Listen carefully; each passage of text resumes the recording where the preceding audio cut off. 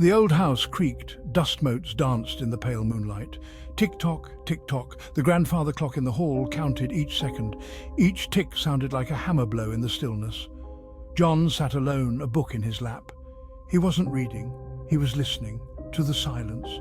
A silence that felt heavy, almost alive. He glanced at the clock. 11:58. 2 minutes.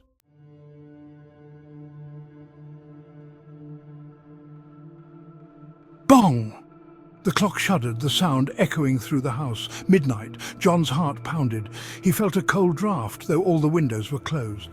A low growl started beneath the floorboards. It vibrated through John's bones. Fear tightened its grip. He wasn't alone anymore. From the shadows beneath the stairs, a figure began to rise. Blacker than the night, colder than death, it had arrived. John tried to speak, but no sound came out. His lips moved, forming words that never reached the air. Panic surged through him, a silent scream trapped within his throat. He felt the weight of his own silence pressing down on him, suffocating and relentless. His breath caught in his throat. Each gasp felt like a desperate attempt to reclaim control, but the air seemed to grow thicker, more oppressive. He clutched at his throat, as if trying to force the words out, but they remained stubbornly locked inside. His eyes darted around the room. The dim light cast eerie shadows that seemed to dance and flicker, playing tricks on his mind. Every corner held a new terror, every shadow a potential threat. He felt the walls closing in, the room shrinking around him. Every shadow seemed to writhe and twist. They moved with a life of their own, dark tendrils reaching out as if to ensnare him. The room was alive with a malevolent energy, and John could feel it pulsing around him, a sinister presence lurking just out of sight. A whisper, cold and sharp as ice, sliced through the air. "June!" The sound was both distant and intimate, as if it were being spoken directly into his ear. It sent shivers down his spine, a chill that seemed to seep into his very bones. It came from everywhere and nowhere at once. The whisper echoed in the room, bouncing off the walls and filling the space with an eerie resonance. John spun around, trying to locate the source, but it was futile. The voice was omnipresent, surrounding him, enveloping him in its icy grip. He scrambled back, knocking over the lamp. Darkness. The sudden loss of light was disorienting, plunging him into a deeper abyss.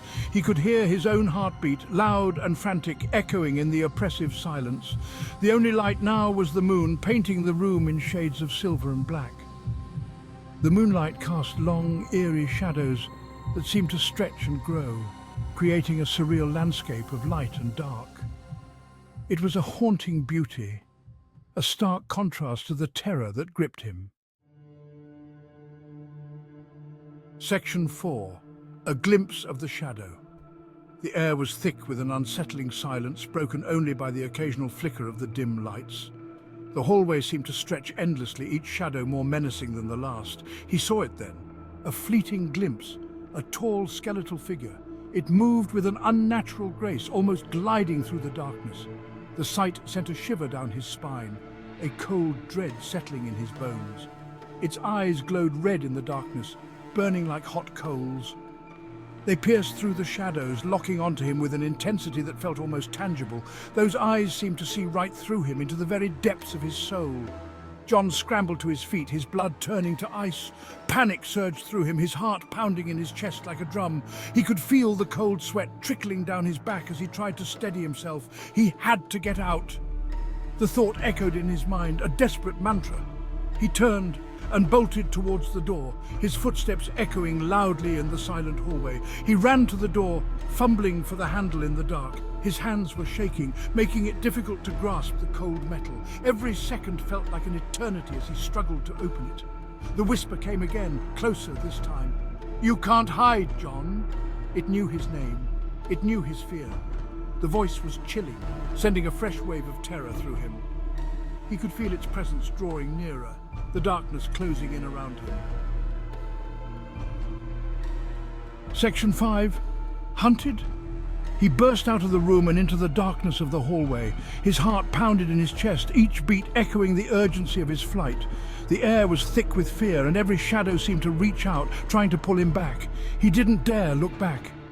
The terror of what he might see was too great. His breath came in ragged gasps, each one a desperate plea for survival. Footsteps pounded behind him, heavy and fast. They echoed through the corridor, a relentless reminder that he was not alone. The sound was a constant, terrifying drumbeat driving him forward. It was gaining on him. The presence was almost tangible, a dark force that seemed to close in with every step he took.